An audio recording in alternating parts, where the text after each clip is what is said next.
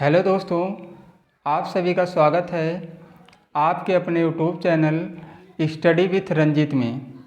आज हम लोग क्लास 10th के मैथ के प्रश्नावली 4.1 के क्वेश्चन को सॉल्व करेंगे। तो चलिए शुरू करते हैं। प्रश्नावली 4.1 में पहले क्वेश्चन में क्या कहा गया है, जांच कीजिए कि क्या निम्न द्विघात समीकरण है। तो इन क्वेश्चन को सॉल्व करने से पहले हम थोड़ा सा समझते हैं कि द्विघात समीकरण क्या है। तो द्विघात समीकरण ऐसा समीकरण जिसकी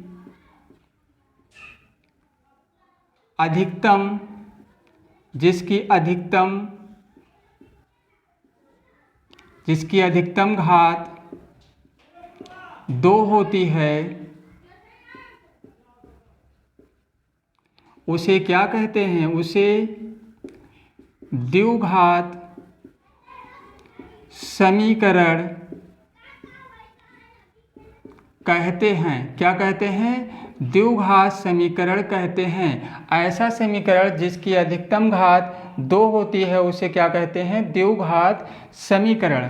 और द्विघात समीकरण का जो व्यापक रूप होता है, व्यापक रूप वो होता है ax² + bx + c बराबर 0। क्या होता है व्यापक रूप? ax² + bx + c बराबर 0। जहाँ पर a का जो मान है वह 0 नहीं हो सकता है। तो द्विघात समीकरण का व्यापक रूप कितना होता है? ax² + bx + c बराबर 0। और जहाँ पर a का मान 0 नहीं हो सकता है, व्यापक रूप को ही मानक रूप भी कहते हैं। तो चलिए अब पहले क्वेश्चन को सॉल्व करते हैं। पहले क्वेश्चन में क्या दिया गया है? पहले क्वेश्चन में क्या दिया गया है? यहाँ पे पहला क्वेश्चन नंबर 1 जो दिया गया है, x + 1 का होल स्क्वायर बराबर 2 × x - 3। क्या दिया गया है? x + 1 का होल स्क्वायर बराबर 2 × x - 3। तो क्या करना है? अब देखो ये यहाँ पे a + b का होल स्क्वायर बन रहा है। क्या बन रहा है? a + b का होल स्क्वायर। a + b का होल स्क्वायर, ये जो सूत्र होता है इसका a² + b² + 2ab।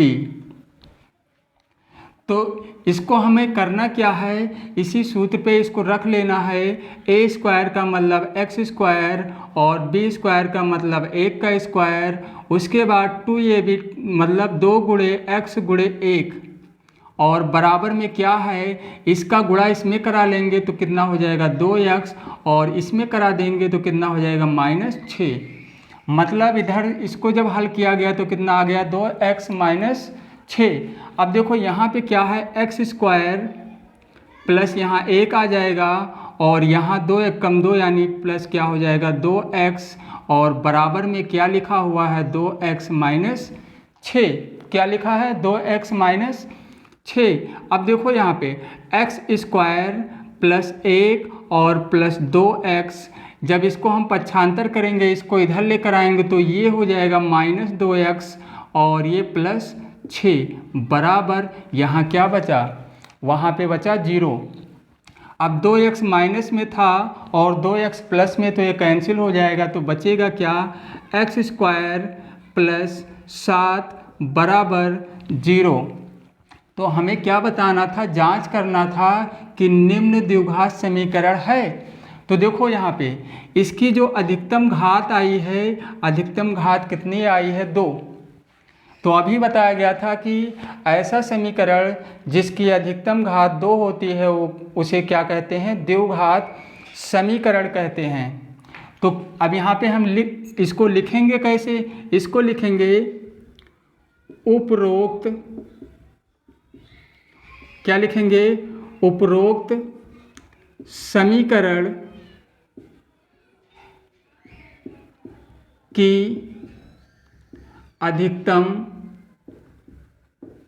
अधिकतम घात जो है इसकी अधिकतम घात 2 है, अतः अधिकतम घात कितनी है 2 है, अतः यह जो समीकरण है, अतः यह समीकरण क्या है, यह द्विघात समीकरण है। क्या है, अतः यह द्विघात समीकरण है। तो पहला क्वेश्चन क्या है, यह द्विघात समीकरण होगा। क्या होगा, द्विघात समीकरण होगा। अब चलिए क्वेश्चन नंबर दूसरे को देखते हैं, उसके बाद फिर उसको सॉल्व करते हैं। दूसरे में क्या कहा दिया गया है, क्वेश्चन नंबर 2। पहले क्वेश्चन के दूसरे नंबर पे क्या है, एक्स स्क्वायर मतलब एक्स स्क्वायर माइनस 2x बराबर -2 और यहाँ पे कितना है 3 माइनस एक्स। अब करना क्या है, यहाँ पे तो हम कुछ करेंगे नहीं क्योंकि ये इसको हल करना नहीं है, जैसे है उसको वैसे ही लिख लेना है। और यहाँ पे इसका हम गुणा करा लेंगे -2 और 3 का तो -6 हो जाएगा। उसके बाद इसमें इसका गुणा करा लेंगे तो कितना हो जाएगा, माइनस और माइनस ये प्लस कितना हो जाएगा 2x। क्या हो जाएगा 2x। अब देखो अब पक्षांतर कर लेंगे, एक्स स्क्वायर माइनस 2x और यहाँ पे जब इसको इधर लेकर आएंगे तो +6 हो जाएगा और ये हो जाएगा -2x। यहाँ पे क्या बचा, यहाँ पे कुछ नहीं बचा, यानी यहाँ पे 0 बचा हुआ है। अब देखो एक्स स्क्वायर -2x और -2x कितना हो जाएगा, -4x हो जाएगा। और क्या होगा +6 बराबर 0। तो देखो यहाँ भी इस समीकरण की अधिकतम घात कितनी आई है, अधिकतम घात 2 आई है। तो इसको हमें कैसे लिखना पड़ेगा, इसको हम लिखेंगे उपरोक्त समीकरण में अधिकतम घात 2 है, अतः यह द्विघात समीकरण होगा। मतलब दूसरा क्वेश्चन भी क्या है, द्विघात समीकरण है। अब चलिए क्वेश्चन नंबर 3 में क्या दिया गया है, इसको हमें ऐसे लैंग्वेज में लिख देना है कि उपरोक्त समीकरण में अधिकतम घात 2 है, अतः यह द्विघात समीकरण होगा। तीसरे में क्या दिया गया है, x - 2 × x + 1 और बराबर x - 1 और x + 3। अब करना क्या है, इसका इन दोनों का हम गुणा इधर करा लेंगे और इसका इधर करा लेंगे। देखो पहले हम x और x का कराएंगे तो कितना हो जाएगा, x स्क्वायर हो जाएगा और x और 1 का जब कराएंगे तो कितना होगा, x से कम मतलब यहाँ x आ जाएगा। अब करना क्या है, अब हम 2 से गुणा कराएंगे, किससे, अब इस 2 से जब गुणा इसमें कराएंगे तो -2x हो जाएगा। उसके बाद हम 1 में कराएंगे तो 2 × 2 -2, ऐसे इधर भी कराएंगे, x और x का गुणा कराएंगे तो क्या हो जाएगा x²। उसके बाद x और 3 का गुणा कराना है तो कितना हो जाएगा 3x। अब देखो x का गुणा इन दोनों में करा दिया गया, अब हमें गुणा कराना है जो -1 से x में जब कराएंगे तो -x आएगा और 3 एकम क्या हो जाएगा -3। अब देखो यहाँ पे x² + x और -2x, यहाँ पे क्या बचेगा, यहाँ बचेगा -x और -2। अब यहाँ पे क्या है, x², 3x में से 1x माइनस हो जाएगा तो क्या बचेगा +2x और -3।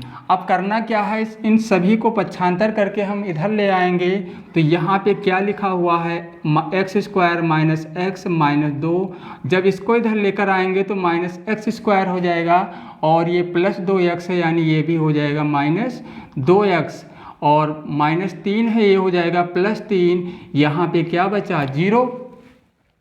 अब देखो x² प्लस में है और x² माइनस में है तो क्या होगा, कैंसिल हो जाएगा। तो क्या बचा माइनस एक्स और माइनस 2x कितना हो गया, माइनस 3x, और 3 में से 2 माइनस हो जाएगा तो क्या बचेगा, 1 बचेगा, बराबर 0। क्या हो जाएगा, बराबर 0। अब देखो यहाँ पे ये जो समीकरण आया है हमारा, इसको हल करने पर, तीसरे वाले क्वेश्चन को हल करने पर एक समीकरण प्राप्त हुआ है। और यह समीकरण देखो, इसमें जो है यहाँ पे घात 1 है, और अभी बताया गया था ऐसा समीकरण जिसमें अधिकतम घात 2 होती है, उस समीकरण को क्या कहते हैं, द्विघात समीकरण कहते हैं। तो यहाँ पे अधिकतम घात 2 नहीं आया है, तो इसको हम क्या लिखेंगे, उपरोक्त समीकरण की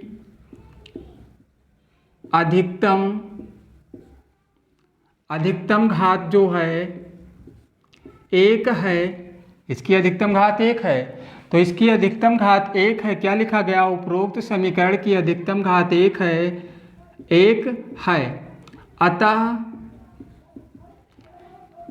यह द्विघात समीकरण नहीं होगा, मतलब नहीं है। तो ये द्विघात समीकरण नहीं है, तो इसको हम ऐसे लैंग्वेज में ऐसे लिख देंगे। तो चलिए अब क्वेश्चन नंबर 4, चौथे में क्या दिया गया है, x माइनस 3 2x प्लस 1 और बराबर में क्या है, x इंटू एक्स प्लस 5। अब यहाँ भी इन दोनों का हम पहले गुणा कराएंगे, x और 2x का गुणा कराएंगे इन दोनों का, तो कितना हो जाएगा, 2x स्क्वायर।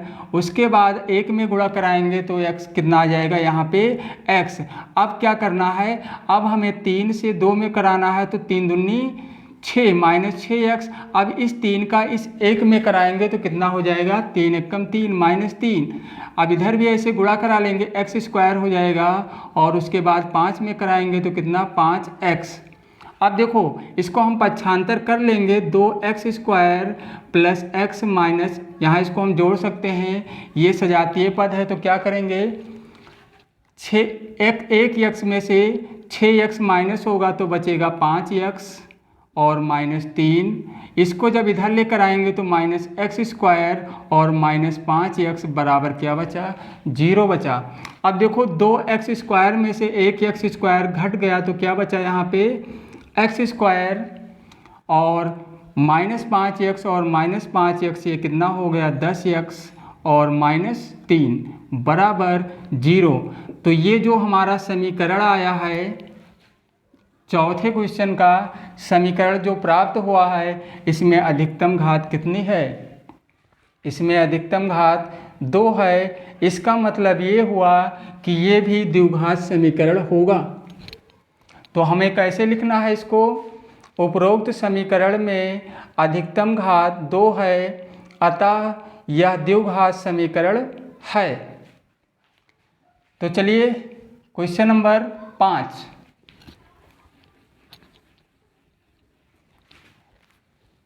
पांचवें क्वेश्चन में क्या दिया गया है, 2x माइनस 1 और x माइनस 3 बराबर में क्या लिखा हुआ है, x प्लस 5 और x माइनस 1। इसको भी हल करेंगे, 2x का गुणा पहले x में कराएंगे तो 2x स्क्वायर प्राप्त होगा। उसके बाद 2 तिहाई 6 मतलब माइनस 6x आ जाएगा। अब हम माइनस 1 से गुणा कराएंगे तो माइनस x और ये हो जाएगा प्लस 3 बराबर में इसका भी गुणा कराएंगे, x और x का गुणा कराएंगे, x स्क्वायर और x और 1 का माइनस 1 तो क्या आ गया, माइनस x। 5 और x का कराएंगे तो प्लस 5x और उसके बाद 5 कम 5 माइनस 5। अब क्या करेंगे, इसको पक्षांतर कर लेंगे, एक साइड में कर लेंगे इसको, x स्क्वायर माइनस 6x और माइनस x कितना हो जाएगा, माइनस 7x हो जाएगा यहाँ, और प्लस 3 और इसको जब इधर लेकर आएंगे तो माइनस एक्स स्क्वायर और 5x में से 1x ये माइनस हो जाएगा तो बचेगा 4x, और जब 4x को इधर लाएंगे तो -4x। उसके बाद -5 को जब इधर लाएंगे तो +5, बराबर में क्या लिखना है 0। 2x² में से 1x² माइनस हुआ तो क्या बचा x²। 7x माइनस में है और -4x है तो कितना हो गया -11x। उसके बाद 5 और 3 कितना हो जाएगा 8, और बराबर क्या लिखना है 0। तो क्या कौन सा समीकरण हमें प्राप्त हुआ, x² - 11x + 8 बराबर 0। इसका मतलब ये हुआ कि इसमें अधिकतम घात कितनी आई है 2 आई है। तो इसको हम कैसे लिखेंगे, उपरोक्त समीकरण में अधिकतम घात 2 है, अतः यह द्विघात समीकरण होगा या द्विघात समीकरण है। मतलब ये पांचवा क्वेश्चन जो है ये भी द्विघात समीकरण है। चलिए अब क्वेश्चन नंबर 6, क्वेश्चन नंबर 6 को अब हल करेंगे। x² + 3x + 1 बराबर x - 2 का होल स्क्वायर। क्या लिखा हुआ है यहाँ पे, x² + 3x + 1 बराबर में क्या है x - 2 का होल स्क्वायर। तो देखो करना क्या है यहाँ पे, इसको हमें ऐसे ही रखना है, x² + 3x और +1। अब देखो ये बन रहा है हमारा a - b का होल स्क्वायर, मतलब a - b का होल स्क्वायर जो होता है सूत्र a² + b² - 2ab। क्या होता है a² + b² - 2ab। तो इसको हमें इसी सूत्र पे रख देना है, a² का मतलब x² और b² का मतलब 2 का स्क्वायर और -2ab का मतलब 2 × x × 2। x² + 3x और +1। उसके बाद x² ये कितना हो जाएगा 4, और ये कितना हो जाएगा 2 दूनी 4x, कितना आ जाएगा -4x।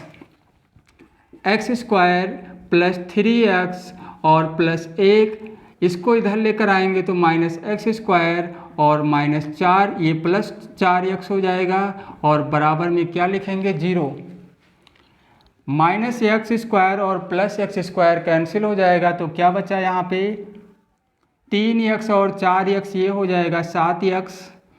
1 में से 4 माइनस करेंगे तो -3 आएगा, और बराबर में क्या है 0। तो देखो यहाँ पे इसकी अधिकतम घात 2 नहीं आई है, मतलब यह द्विघात समीकरण नहीं है। यहाँ पे एक ही तो है, पावर क्या है x की 1, मतलब ये जो है उपरोक्त समीकरण जो है हमारा वह द्विघात, उसकी अधिकतम घात जो है 2 नहीं आई है, इसका मतलब वह द्विघात समीकरण नहीं होगा। क्वेश्चन नंबर 6 ये द्विघात समीकरण नहीं है। चलिए क्वेश्चन नंबर 7 को अब सॉल्व करते हैं। 7वें में क्या दिया गया है, x + 2 का होल क्यूब, x + 2 का होल क्यूब बराबर 2x। उसके बाद दिया गया है 2x × x² - 1। ये क्वेश्चन नंबर 7 है। और देखो यहाँ पे क्या बन रहा है, a + b का होल क्यूब, a + b का होल क्यूब का जो सूत्र होता है a³ + b³ + 3ab और a × a + b। तो हमें करना क्या है, इसको इस सूत्र पे रखना है, मतलब a³ हो गया और b³ का मतलब 2 का क्यूब कर देंगे। उसके बाद +3ab 3 × x × 2 और a + b बराबर में क्या लिखना है यहाँ पे 2, इसका भी गुणा करा लेंगे 2x³ हो जाएगा, और इसका गुणा इसमें कराएंगे तो -2x आ जाएगा, कितना -2x। अब देखो x³ 2 का क्यूब का मतलब क्या हो जाएगा, यहाँ पे 8 आ जाएगा, कितना 8 और 2 × 6 6x, उसके बाद x प्लस 2 लिखना है और 2x क्यूब माइनस 2x। अब इसको क्या करेंगे, x क्यूब प्लस 8। अब देखो इसका गुणा इसमें कराना है तो कितना आ जाएगा, 6x square plus 6x square और 6 दूनी क्या हो जाएगा 12x, बराबर में क्या लिखा हुआ है 2x cube minus 2x। x cube plus 8 और plus 6x square plus 12x, इसको जब इधर लेकर आएंगे तो माइनस 2x क्यूब हो जाएगा और ये प्लस 2x, बराबर में क्या लिखना है 0 लिखना है। अब देखो यहाँ पे x क्यूब में से 2x क्यूब माइनस करेंगे तो कितना बचेगा, यहाँ माइनस x क्यूब बचेगा। उसके बाद हमें क्या लिखना है 6x स्क्वायर, क्या लिखना है 6x स्क्वायर। उसके बाद देखो इन दोनों को हम जोड़ सकते हैं, 12x और 2x को कितना हो जाएगा 14x हो जाएगा और क्या बचा अंत में प्लस 8 और बराबर में क्या लिखना है 0। तो जो समीकरण हमें प्राप्त हुआ है इसमें देखना क्या है, इसमें हमें ये देखना है कि यह जो है द्विघात समीकरण है या नहीं है। तो द्विघात समीकरण देखने के लिए, पता करने के लिए हम केवल यही देखेंगे कि इस समीकरण में अधिकतम घात कितनी है। तो इस समीकरण में अधिकतम घात 3 है, इसका मतलब यह भी द्विघात समीकरण नहीं होगा, द्विघात समीकरण नहीं होगा।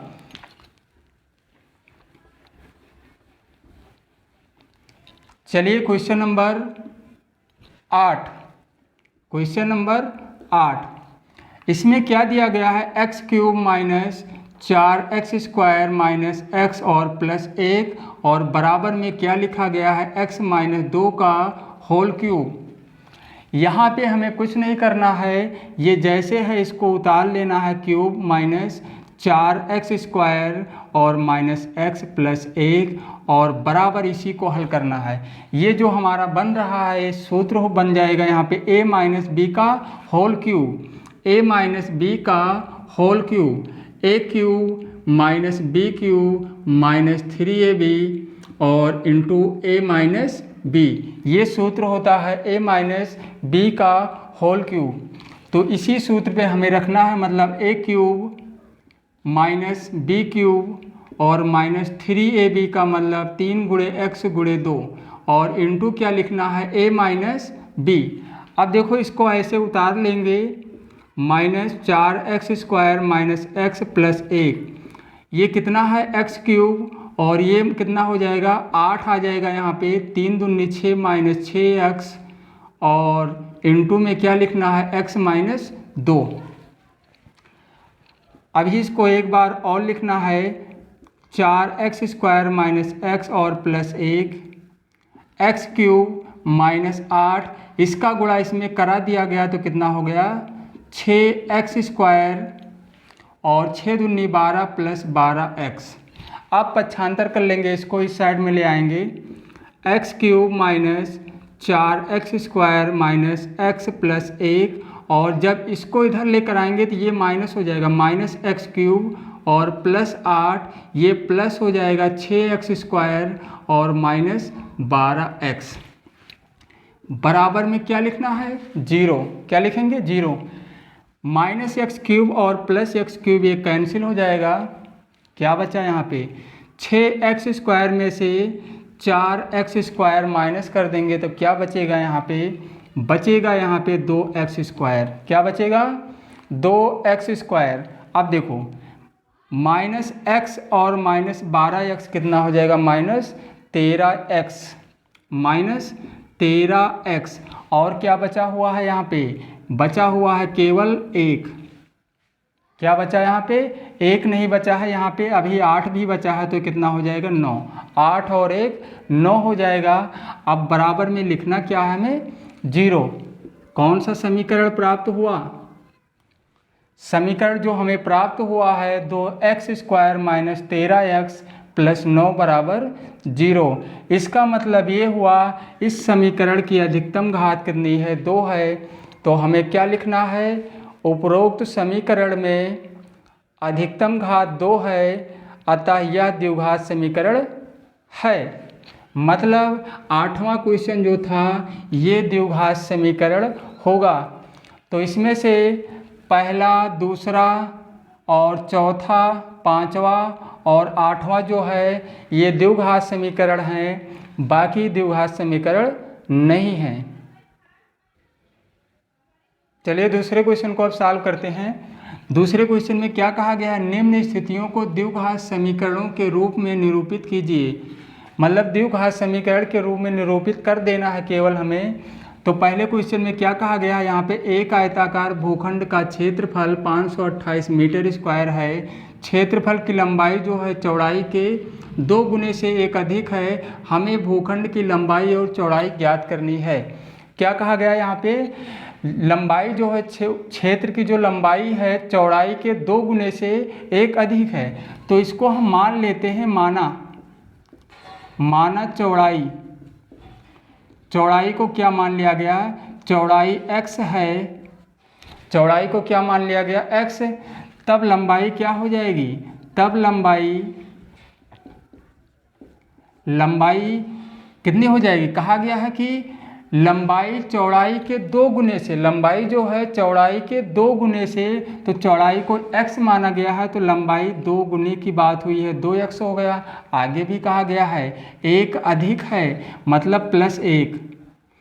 चौड़ाई को x माना गया तो लंबाई क्या हो गई, 2x + 1 होगी। उसके बाद क्या कहा गया है, आयताकार भूखंड का क्षेत्रफल दिया गया है। अब क्या करेंगे,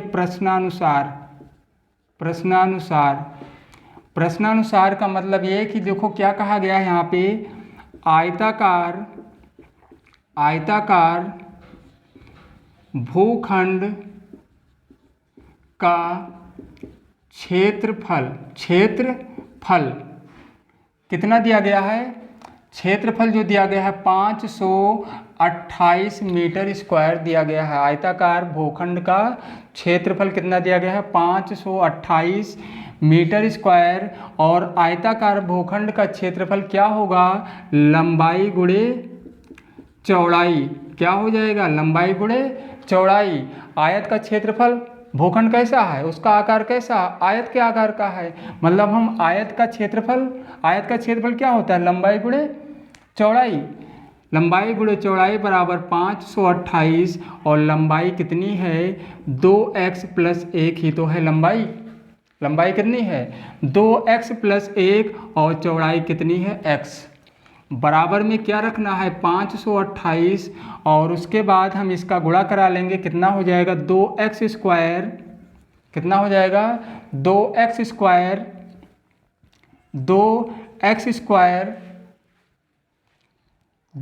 स्क्वायर और उसके बाद 1 में जब गुणा कराएंगे तो कितना आ जाएगा, केवल आ जाएगा यहाँ पे x। बराबर में क्या लिखा गया है, 528। अब देखो 2x स्क्वायर + x, 528 को हमें पक्षांतर कर लेना है तो इसको जब इधर ले आएंगे तो -528 बराबर में क्या हो जाएगा, 0। तो द्विघात समीकरण के रूप में इसको निरूपित कर दिया गया है। इसको हल नहीं करना था, केवल क्या कहा गया है, द्विघात समीकरणों के रूप में निरूपित कीजिए। इसको यहीं पे ऐसे छोड़ देना है।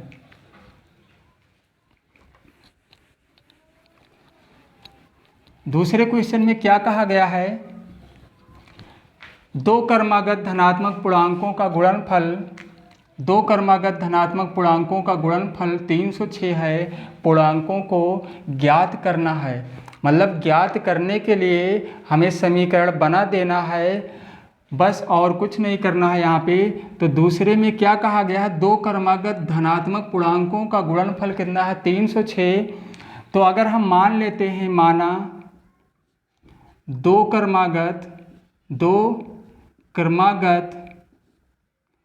पूर्णांक को अगर हम मान लिए, क्या मतलब धनात्मक पूर्णांक को क्या मान लिए, उसको एक को मान लिया गया x तथा दूसरे को मान लिया गया x + 1।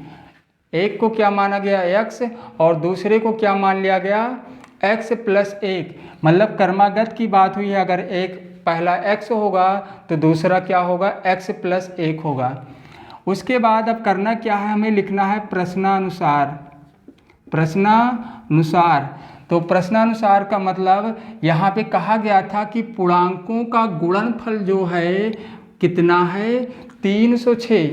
पूर्णांकों का गुणनफल कितना है 306। तो पूर्णांक को क्या माने हैं हम, पूर्णांक को x और x प्लस 1 माना गया है। इसका मतलब x और x प्लस 1 का जब गुणा कराएंगे तो कितना आना चाहिए 306। कितना 306। अब जब इसका गुणा कराएंगे तो क्या हो जाएगा x स्क्वायर प्लस x, मतलब x और x का गुणा x स्क्वायर हो जाएगा और x और 1 का x हो जाएगा बराबर 306।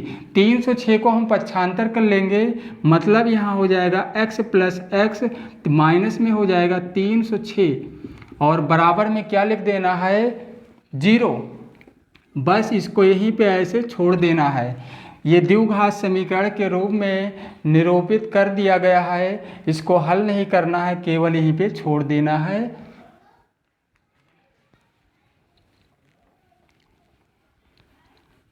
चलिए क्वेश्चन नंबर 3।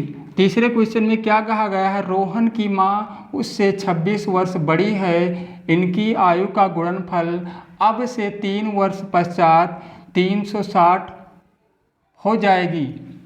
क्या कहा गया है, इनकी आयु का गुणनफल जो है अब से 3 वर्ष पश्चात कितनी हो जाएगी 360।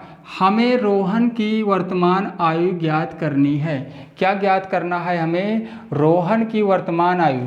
तो अगर हम मान लेते हैं क्वेश्चन नंबर कौन सा है 3, माना क्या माना, माना रोहन की वर्तमान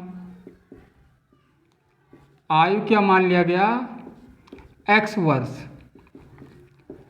x वर्ष है, रोहन की वर्तमान आयु कितनी है x वर्ष है। तब माँ की वर्तमान आयु क्या होगी। अगर रोहन की आयु को x मान लिया गया है तो देखो क्या कहा गया था, रोहन की माँ उससे 26 वर्ष बड़ी है। तो अगर रोहन की आयु को हम माने हैं x, तो माँ की आयु क्या हो जाएगी x प्लस 26 वर्ष। क्या होगी x प्लस 26 वर्ष होगी। अब हम क्या करेंगे, अब देखो यहाँ पे ये भी कहा गया है कि इनकी आयु का गुणनफल, यहाँ पे देखना अब से 3 वर्ष पश्चात, अब से 3 वर्ष पश्चात कितनी है 360। तो क्या करेंगे, तीन वर्ष क्या लिखना है 3 वर्ष पश्चात रोहन की आयु जो होगी कितनी हो जाएगी। 3 वर्ष पश्चात रोहन की आयु कितनी होगी, वर्तमान आयु को x माना गया है। 3 वर्ष पश्चात मतलब उसमें 3 जुड़ जाएगा, 3 जोड़ दिया जाएगा x प्लस 3 वर्ष। और इसी तरह 3 वर्ष पश्चात माँ की आयु कितनी हो जाएगी, माँ की आयु हो जाएगी, माँ की आयु जो है वर्तमान आयु जो है x प्लस 26 है।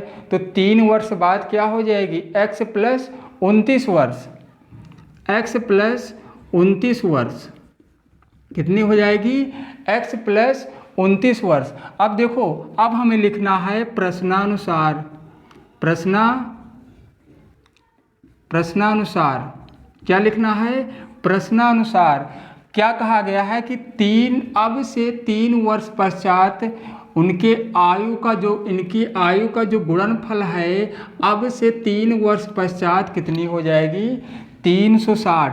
मतलब 3 वर्ष पश्चात रोहन की आयु कितनी हो गई है x प्लस 3 और माँ की आयु कितनी हो गई है x प्लस 29 और बराबर कितना हो जाएगा 360। ये रोहन की 3 वर्ष पश्चात आयु है और ये माँ की 3 वर्ष पश्चात आयु है। इन दोनों का गुणा कराएंगे तो कितना आना चाहिए? 360। अब देखो हम गुणा करा लेंगे x और x का गुणा कितना हो जाएगा? एक्स स्क्वायर और प्लस कितना हो जाएगा? 29x। अब 3 से कराएंगे 3x हो जाएगा और 29 और 3 का जब गुणा कराएंगे तो हो जाएगा 87 और बराबर में क्या है? 360। अब देखो एक्स स्क्वायर और 29 और 3x जुड़ जाएगा तो कितना हो जाएगा? 32x और जब इसको इधर लेकर आएंगे प्लस 87 और माइनस 360 बराबर में क्या हो जाएगा? 0। अब 87 में से अगर हम 360 घटा देते हैं तो कितना आ जाएगा? 87 में से 360 तो हम 360 में से घटा लेते हैं 87, कितना? यहाँ पे बचेगा 3 और यहाँ बचेगा 15 यानी 7 और यहाँ कितना बचेगा? 273। कितना आ जाएगा?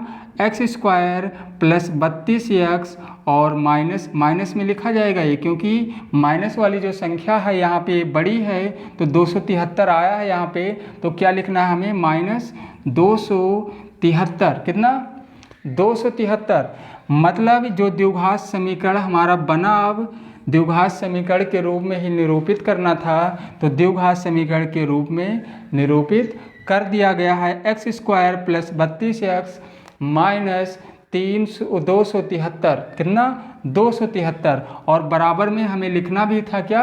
0। क्या लिखना है? बराबर 0। तो द्विघात समीकरण क्या बना? X square plus 32x minus 273 बराबर 0। चलिए दोस्तों क्वेश्चन नंबर 4 को अब सॉल्व करते हैं। चौथे क्वेश्चन में कहा गया है एक रेलगाड़ी 480 किलोमीटर की दूरी समान चाल से तय करती है। यदि इनकी चाल 8 किलोमीटर प्रति घंटे कम होती तो वह उसी दूरी को तय करने में 3 घंटे अधिक लेती। हमें बताना है रेलगाड़ी की चाल ज्ञात करनी है। क्या करना है? क्या बताना है इसमें? रेलगाड़ी की चाल। तो करना क्या है? इसको हम मान लेते हैं। माना रेलगाड़ी की चाल को मान लिया गया x किलोमीटर प्रति घंटे। क्या मान लिया गया? रेलगाड़ी की चाल को x किलोमीटर प्रति घंटे। अब देखो 480 किलोमीटर की दूरी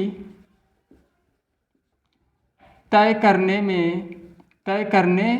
में लिया गया समय जो होगा क्या हो जाएगा? समय बराबर क्या होता है? दूरी बटे चाल। तो दूरी कितनी है? 480 और चाल कितनी है? x घंटे। अब देखो आगे क्या कहा गया है? यदि इनकी चाल 8 किलोमीटर प्रति घंटे कम होती। अब क्या करेंगे? यदि चाल 8 किलोमीटर प्रति घंटे कम कर दिया जाए तब 480 किलोमीटर की दूरी तय करने में लिया गया समय कितना हो जाएगा? दूरी बटे दूरी तो वही है ना, दूरी वही होगी, केवल चाल को कम कर दिया गया है 8 किलोमीटर प्रति घंटे, तो बटे में क्या कर देंगे? x माइनस 8 घंटे हो जाएगा। अब क्या लिखना है? अब हमें करना है प्रश्नानुसार जब समान चाल से मतलब 480 किलोमीटर की दूरी जब समान चाल से तय करती है, उसके बाद कहा गया है यदि इनकी चाल 8 किलोमीटर प्रति घंटे कम होती, फिर कहा गया है तो वह उसी दूरी को तय करने में 3 घंटे अधिक समय लेती, उसी दूरी को तय करने में। तो इसको हम ऐसे इस तरह लिख सकते हैं 480 बटे x माइनस 8 और माइनस 480 बटे x और बराबर में लिख सकते हैं 3। बराबर में क्या लिख सकते हैं? 3। अब इसी को हल कर लेना है तो इसका एलसीएम कितना आ जाएगा? x minus 8। x into x minus 8, तो x का गुणा इसमें करा लिया गया, कितना हो जाएगा 480x और माइनस कितना हो जाएगा 480, और इस x माइनस 8 का गुणा किस में होगा 480 में, और बराबर में क्या रखेंगे 3। अब देखो 480x इसका गुणा इसमें कराया गया तो कितना हो गया 480x। अब 8 से गुणा कराएंगे इसमें, माइनस और माइनस ये प्लस हो जाएगा, 8 शून्य शून्य, 8 अठाए 64 और 8 चौक 32, और 32 और 6 कितना हो जाएगा 38 हो जाएगा, कितना 38 प्लस 3840, और बराबर में क्या रखा गया 3, और नीचे कितना हो जाएगा, नीचे इसका भी गुणा करा लेंगे एक्स स्क्वायर माइनस 8x, और बराबर में क्या है बराबर में 3, बराबर में 3 रखा गया है। और देखो यहाँ से 480 माइनस में है और 480 प्लस में ये कैंसिल हो गया, तो क्या बचा ऊपर 3840 केवल बचा है, क्या बचा वहाँ पे 3840, और नीचे क्या बचा, इसको यहीं पे क्रॉस मल्टीप्लाई करा लेते हैं बटे 1 करके, तो यहाँ पे केवल 3840 बचा है, और यहाँ पे 3 में गुणा कराएंगे और इसका गुणा 1 में, और तो ये कैंसिल हो गया था। तो देखो 3 से जब गुणा कराया गया 3x स्क्वायर, और 3 से जब 8 में गुणा कराया गया इसमें, तो 8 त्रिक माइनस 24x, और जब 1 में गुणा इधर करा लिया गया तो बराबर में क्या है 3840, कितना आ गया 3840। अब देखो अगर हम इसको छोटा करना चाहें तो कर सकते हैं, अगर 3 कामन ले लें तो क्या हो जाएगा एक्स स्क्वायर माइनस 8x, और बराबर में क्या है 3840, कितना बराबर में क्या है 3840। 3 से इसको हम कैंसिल कर सकते हैं, 3 एक कम 3 और 3 दूनी 6, 3 8 24, कितना आ गया 1280। अब 1280 को हम इधर लेकर आएंगे, पक्षांतर कर लेंगे, तो इधर हमारा बचा हुआ है एक्स स्क्वायर, क्या बचा है एक्स स्क्वायर माइनस 8x और माइनस 1280, और बराबर में क्या लिखना है 0 लिखना है, क्या लिखना है बराबर में 0। तो ये हमारा द्विघात समीकरण प्राप्त हो गया, और यही हमें करना था कि द्विघात समीकरण के रूप में निरूपित कीजिए। तो द्विघात समीकरण के रूप में हम प्राप्त कर लिए हैं, और यही इसका आंसर हो जाएगा। इसको हल नहीं करना है, केवल क्या करना है द्विघात समीकरण के रूप में निरूपित करना है।